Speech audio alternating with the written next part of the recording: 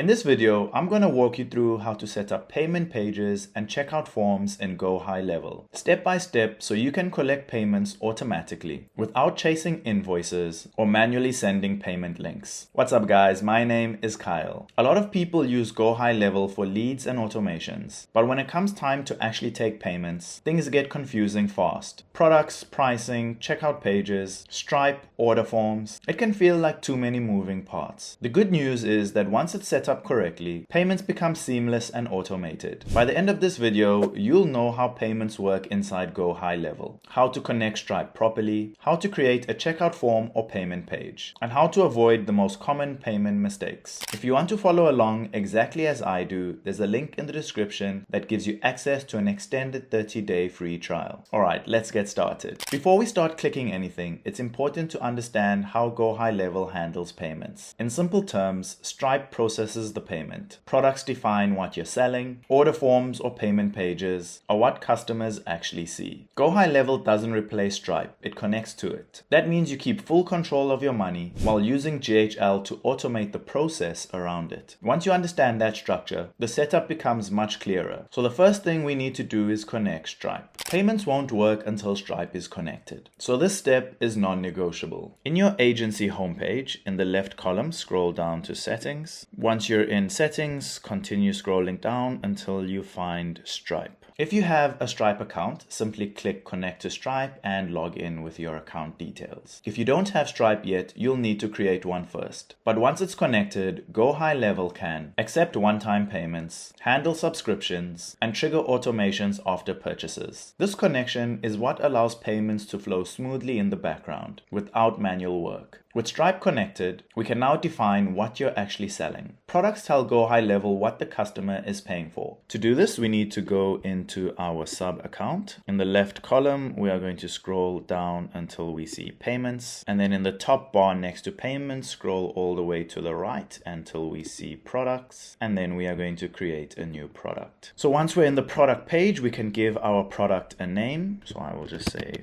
face cream. We can give our product a description. You can also enable the product label for content, visibility, duration. Once you have given your product a name, you can now set the price. So in the left column, we can scroll down to pricing. We can select one time or recurring. We can select the amount. Once we have completed naming our product and setting the price as well as the frequency, we can go ahead and save our product. Think of products as the foundation for everything payment related. If this part is wrong, checkout stages won't work properly later on. Once the product is created, it becomes selectable inside checkout forms and funnels, which brings us to our next step. Now we decide where the payments happen. In GoHighLevel, you have two main options: order forms inside funnels or websites, or standalone payment links or checkout pages. If you're selling through a funnel or landing page, order forms are usually the best choice. If you just need a quick payment link, a simple checkout page works well. The key idea here is flexibility. GoHighLevel lets you collect payments wherever it makes sense in your process. Next, let's build the actual checkout experience. In our left column, we are going to scroll down to sites, and then we can choose either funnels or websites. So I'm going to use a funnel. So I will click my funnel, and then I'm going to create an order form. Once we're in our funnel, we want to go to the top left corner and select add elements, scroll down to forms and surveys, and select order form. We can then simply select and drag it onto our page. So we now have our order form created. We can then click the settings icon in the right corner to edit our order form. We can give our element a name. We can select what information we would want to be added on the order form. We can add payment options. So we are selling a product. We can add address fields. This is where we can add our product that we just created to our order form. So as you can see, my face cream product has now been added. So there's my price, my name, as well as the description. Once you have completed this, select save in the top right corner. Keep this simple, especially at the beginning. The fewer fields that someone has to fill out, the more likely they are to complete the payment. This is where your payment process becomes real from the customer's perspective. So clarity and simplicity matter. Once the checkout is built, the next step is making sure that something happens after payment. Collecting money is only half the process. What happens next is just as important. After payment, you can automatically send a confirmation email or SMS, grant access to a membership, move the contact to a customer pipeline stage or trigger onboarding workflows. This is where GoHighLevel really shines. Payments don't just go through, they trigger actions. Instead of manually welcoming clients or sending receipts, your system handles it for you. Before using this live, there is one step you should never skip: testing your payment workflow. Even if everything looks correct, testing is essential. Before sharing your checkout link, run a test payment. Confirm Stripe processes it correctly, and make sure your automations fire as expected. Most payment issues aren't caused by Stripe. They're caused by missing connections or untested workflows. Testing ensures that when a real customer pays, the experience is smooth and professional from start to finish. Once testing is complete, your payment system is ready to go live. Before we wrap up, here are a few common mistakes to avoid. Forgetting to connect Stripe properly, creating products but never linking them to checkout pages, overcomplicating order forms. Sometimes simplicity is more. Not automating post-payment actions. Simple payment systems that work consistently are far better than complex setups that confuse customers. If you followed along and built this with me, great job. You now have a working payment page and checkout system in GoHighLevel, which means you can accept payments, trigger automations, and onboard clients automatically. If you want to build this yourself, you can use the link in the description to get an extended 30-day free trial for GoHighLevel. Just so you know, these are affiliate links, so using them means we may earn a small referral fee at no extra cost to you. Using those links helps support the channel so we can continue bringing you free step-by-step tutorials just like this. If this video helped, make sure to give it a like, subscribe, and hit that bell icon. Thank you so much for watching, and I'll see you in the next one.